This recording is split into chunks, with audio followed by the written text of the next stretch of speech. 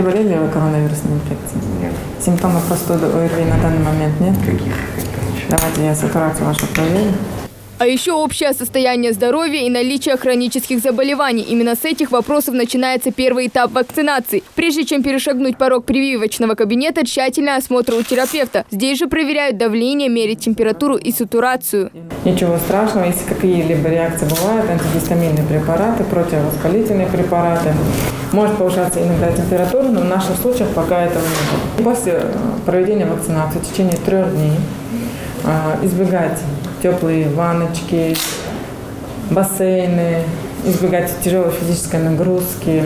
Чувствительность или покраснение на месте укола, повышение температуры и ощущение слабости. Побочные эффекты у всех опрошенных одинаковые, но это все временно. Сразу после вакцинации пациент не уходит. Он остается под наблюдением врачей еще 30 минут. Для Назрановской поликлиники выделено 500 доз, из которых 264 уже использовано. Среди противопоказаний – беременность и период грудного вскармливания. Есть еще одна категория, кому не стоит прививаться. Через 6 месяцев после наличия антител коронавирусной инфекции, если же имеются свежие очаги, имеется подтверждение наличия ПЦР-мазка или же КТ-органа грудной клетки на наличие коронавирусной инфекции в случае того, что если пациент переболел, то мы в течение 6 месяцев не выполняем.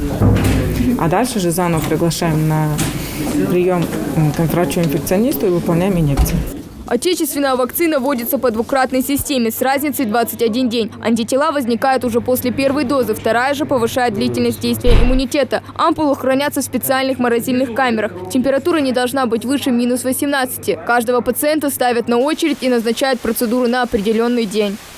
На очередь ставим мы их потому, что в одной ампуле 5 доз. Пока не соберутся 5 человек, мы не можем открыть ампулу, потому что после того, как эту ампулу разморозить, в течение 2 часов, после 2 часов она уже негодна. Поэтому мы людей, которые к нам обращаются, ставим на очередь. Каждый раз, когда подходит очередь, мы звоним и зовем их к нам.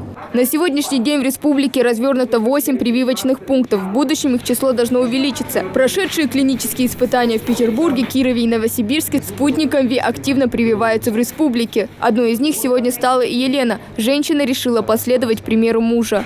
Как вы себя чувствуете сейчас после вакцинации? Да, в принципе, нормально. Как бы, может быть, какое-то состояние того, что просто ты ее сделала. Не потому что физически, а просто ты, что ее сделала. Массовая добровольная вакцинация в России началась 18 января этого года. Если раньше процедуру проходили только врачи и учителя, то с прошлой недели прививку может сделать любой желающий старше 18 лет, а добровольно и абсолютно бесплатно. Хава Гагиева, Магомед Шаухалов, Новости 24.